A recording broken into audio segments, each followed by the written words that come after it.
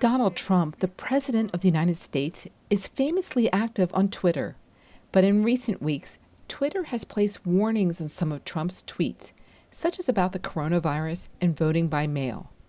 At Team Trump, the Trump campaign's Twitter account also was temporarily blocked from tweeting an article about the son of his Democratic opponent, Joe Biden. Some welcome Twitter's actions for reducing the spread of misinformation. Others have criticized the decisions as biased, curtailing conservative speech in a way that could affect the outcome of the U.S. election. It's not just Twitter. Facebook has also limited the ability of Trump to share the story about Biden's son.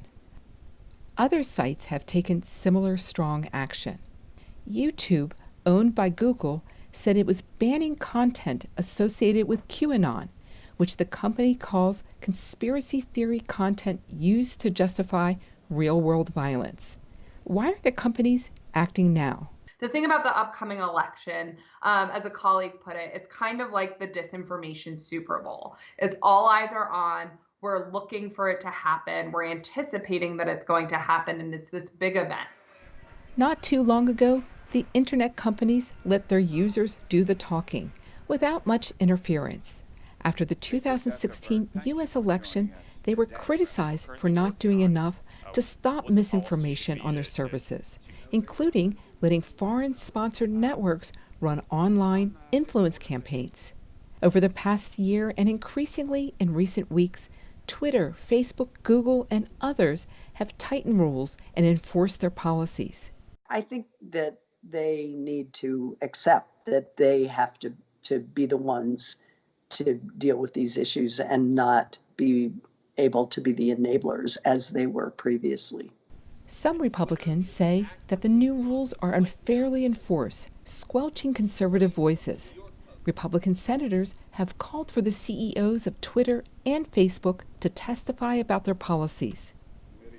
Lawmakers from both parties are considering changing the laws that currently say that companies are not responsible for the speech other people publish on their sites.